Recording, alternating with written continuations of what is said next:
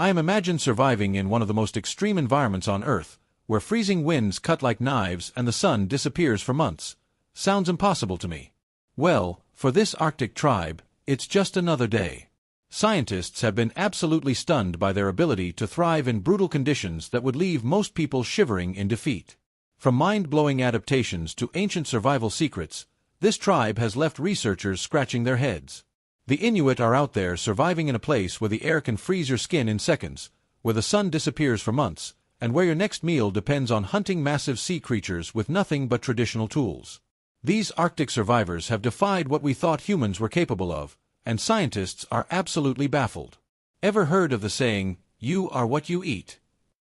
Well, if that were true for the Inuit, they'd be made of raw meat and blubber. Science says their diet should be killing them. We're talking about a near-exclusive intake of fatty whale, seal, and fish with barely any vegetables or fruits in sight. By all logic, that much animal fat should send cholesterol levels through the roof and cause heart disease. But guess what? The Inuit have some of the healthiest hearts on the planet. Their secret? A genetic adaptation that helps their bodies process fats differently. That's right, evolution might have handed them a cheat code for survival in one of the most extreme environments on Earth. Ever stepped outside in freezing temperatures and felt your fingers go numb? This tribe is surviving in sub-zero conditions with minimal clothing. The Inuit don't just survive the cold, they thrive in it. Scientists have discovered that their bodies generate heat differently from most humans. Their metabolism is turbocharged, allowing them to stay warm even when the temperature dips to deadly levels. And their bodies are literally shaped for survival.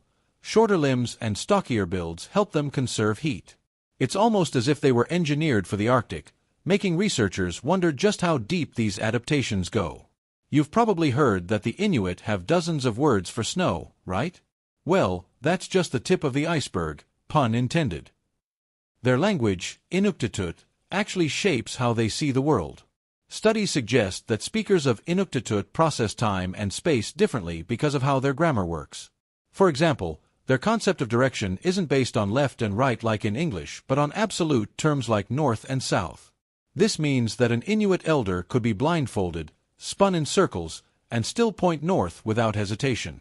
Scientists still don't fully understand how this works, but one thing is clear: the Inuit have a connection to their environment that goes beyond what we thought was possible.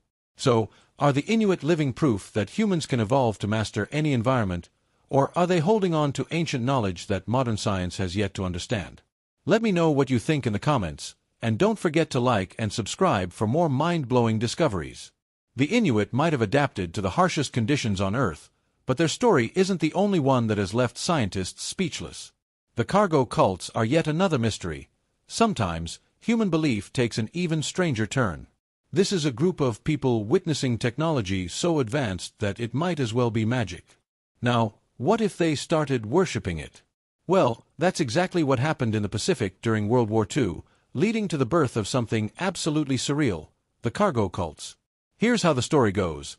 These folks had lived their entire lives on an isolated island with no cities, no electricity, no modern tools, just the land and the sea. Then, out of nowhere, massive metal birds descend from the sky, dropping mysterious objects filled with food, clothing, and weapons.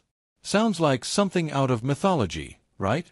That's exactly how it felt for some Melanesian Aborigines when U.S. military forces set up bases on their islands during World War II. These cargo drops weren't just supplies, they were miracles. And the people receiving them, they weren't just humans to the tribes, they were divine beings. Now, here's where things get even stranger. The tribes quickly noticed a pattern: the Americans always received the cargo. So, they did what any devoted followers would do: they started copying them. The Melanesians built wooden replicas of watchtowers, runways, and even airplanes, hoping to summon the cargo from the sky. They marched in formations, mimicked military drills, and even painted USA on their bodies, believing it was some kind of sacred symbol. But there was one small problem: no matter how much they imitated the soldiers, the cargo never returned. When the war ended, the U.S. military packed up and left, taking their supplies and their miracles with them. But for the tribes, this wasn't just an army leaving, it was their gods abandoning them. Some even believed the soldiers had stolen their deities, taking the cargo back to another world. Desperate to reconnect, They continued performing their rituals, waiting for the sky to open up once more. But the parachutes never came back. And while modern anthropologists now use the term cargo cult to describe blind imitation, for the people who lived it, this was no metaphor, it was a reality they couldn't escape. The Melanesians weren't the only group to leave researchers stunned. Deep in the jungles of northeast India, the Naga tribe has a history so intense that it's almost hard to believe. These are the Naga people, a collection of over 40 tribes spread across the border between India and Myanmar. But while they might seem like just another indigenous group living off the land, their past reveals something much darker, something that has fascinated and terrified outsiders for centuries. From ancient times to the present, the Naga have relied on hunting and agriculture to survive. But their hunters weren't just skilled, they were legendary. Stories tell of Naga warriors fighting tigers with their bare hands, a feat that cemented their status as some of the fiercest fighters in the region. Beyond their reputation in battle, the Naga are also highly skilled artisans, excelling in pottery and blacksmithing. Despite their warrior culture, their society wasn't entirely ruled by men. While men held authority, women weren't treated as servants. They had their own rights and responsibilities, particularly in managing households and raising children. One of the most fascinating customs in Naga families is their inheritance system. When the eldest son marries, the family home is passed down to him while the parents move out and build a new house for themselves. For the most part, the Naga seem to lead quiet, self-sufficient lives. But this is where things take a shocking turn. Up until nearly the end of the 20th century, the Naga were infamous for one of the most brutal traditions ever recorded: headhunting. This wasn't just about warfare. Taking an enemy's head was a rite of passage, a way to gain status and honor in the community. The more heads a warrior collected, the more respect he earned, and his body was often covered in tattoos to show off his victories. These gruesome trophies were a symbol of power, a tradition so deeply ingrained that it persisted for centuries. As time went on, the world around them changed, and the practice of headhunting was eventually outlawed. But the stories of the Naga warriors still live on, haunting the dense jungles where they once fought and conquered. The Naga might have left their violent past behind, but deep in the mountains of Papua New Guinea, the Yali tribe has captured the world's curiosity. Isolated from modern civilization, the Yali people live in the rugged highlands, far from the influence of technology and globalization. For decades, they remained a mystery, until one British explorer risked everything to meet them. The Kuna tribe has carved out a reputation of its own, and it isn't just about dazzling textiles and vibrant colors. These people are as bold as their molas, and they don't take kindly to outsiders meddling in their ways. At first glance, the Kuna seem like a peaceful island community, but don't be fooled, their traditions run deep, and their commitment to spiritual balance is anything but casual. When it comes to keeping the spirits happy, they don't mess around. Animal sacrifices? Absolutely on the table. These ceremonies aren't just old customs, they're essential to the Kuna's way of life. Every ritual carries serious weight, ensuring their world stays in harmony, and if that means making some intense offerings, so be it. But here's where things get even more intense. The Kuna aren't just protectors of their traditions, they're defenders of their land. For generations, they've fought off anyone who's tried to impose on them, and they aren't about to stop now. Whether it's resisting outside influence or pushing back against those who threaten their autonomy, the Kuna make one thing clear: they call the shots on their own land. The Kuna fiercely guard their traditions, but over in the frozen wilderness of Northeast Asia, another resilient group has been preserving its way of life for centuries. The Chukchi, an indigenous people of the Chukotka region in Russia, might not be as well known as some other tribes, but their ability to thrive in one of the harshest environments on Earth is nothing short of incredible. With a population of around 16,000, the Chukchi have called this icy landscape home for thousands of years. Their exact origins remain a mystery, but their culture has stayed remarkably consistent since at least the 3rd century BC. While the Soviet era introduced schools and hospitals to some settlements, the core of Chukchi life has remained largely unchanged. The Chukchi divide into two main groups based on their way of life. The inland Chukchi are expert reindeer herders, relying on their animals for food, clothing, and transportation, while the coastal Chukchi are skilled hunters, braving the freezing waters to catch seals, walrus, and even whales. Their methods have evolved over time. What once required harpoons and spears now benefits from firearms, but the essence of their hunting traditions remains intact. Their homes, called uras, are built to withstand brutal Arctic conditions.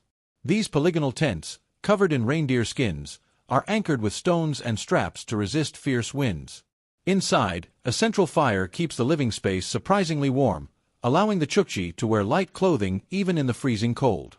Despite some interactions with modern civilization, the Chukchi remain deeply loyal to their ancestral customs.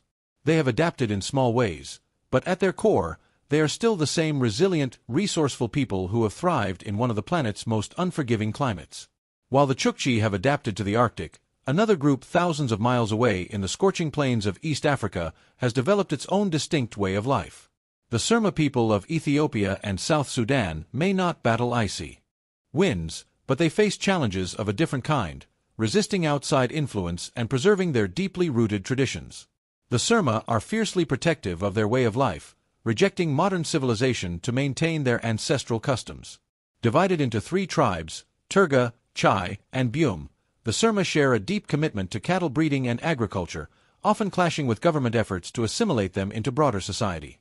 These tensions have sometimes led to violent encounters, yet the Surma remain steadfast in preserving their traditions. Although they prefer to keep their customs private, the Surma occasionally allow outsiders into their territories. However, their secrecy extends to many aspects of their rituals, keeping much of their culture a mystery. What is widely known, though, is their striking approach to personal adornment. Body modifications, intricate scars, floral patterns, and herbal decorations are key parts of their identity. Among the most distinctive traditions is the practice of wearing large clay lip plates, particularly among Surma women. These plates, sometimes reaching astonishing sizes, symbolize beauty and social status. The process involves knocking out the lower front teeth, creating an opening in the lip, and gradually increasing the plate size over time. According to tradition, the larger the plate, the higher the woman's perceived beauty and the greater the dowry her father receives in cattle. While this may seem extreme to outsiders, Surma women take great pride in this tradition, viewing their bodies as canvases for artistic expression. To them, each scar, painting, and lip plate is not just decoration. It is a symbol of identity, resilience, and cultural pride. Moving from the Surma to their neighbors, the Mursi tribe of Ethiopia, the striking tradition of lip plates continues but with an added edge. The Mursi tribe is unlike any other, and their traditions leave outsiders both fascinated and intimidated. One of their most striking customs is the use of enormous clay lip plates worn by women as a symbol of beauty and status. These discs can reach astonishing sizes, stretching the lower lip far beyond what most people would believe possible. To the Mursi, the larger the plate, the greater the prestige and the more desirable a woman becomes. But make no mistake, the Mursi are not just known for their bold fashion choices. In this remote and rugged region, survival depends on strength, and the Mursi have made sure they are well equipped. Unlike many other indigenous groups, they are heavily armed, often seen carrying AK-47s as they move through their territory. Firearms have largely replaced traditional weapons, not just for hunting but for protection. Cattle raiding is a common practice, and territorial disputes frequently erupt into violent clashes.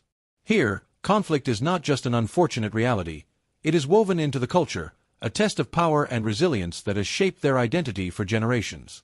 Outsiders who attempt to visit the Mursi do so at their own risk.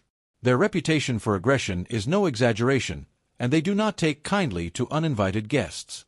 While some travelers and researchers have been granted access, it is always under strict conditions.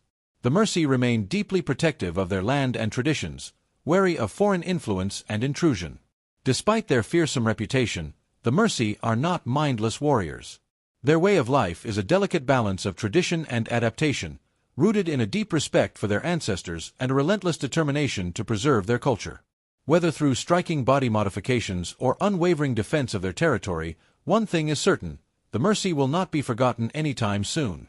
Shifting from the Mursi of Ethiopia to the Sentinels of the Andaman Islands, isolation takes on a whole new level.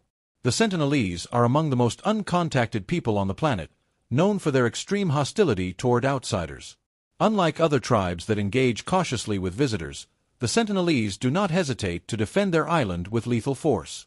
For thousands of years, they have lived in complete seclusion, relying on hunting, fishing, and gathering to sustain themselves. Their survival depends on an intimate understanding of their island's resources, which they fiercely protect from any external interference. While other indigenous groups have gradually interacted with the outside world, the Sentinelese have rejected all contact, making it clear that they want to remain undisturbed. Their reputation for aggression is well established.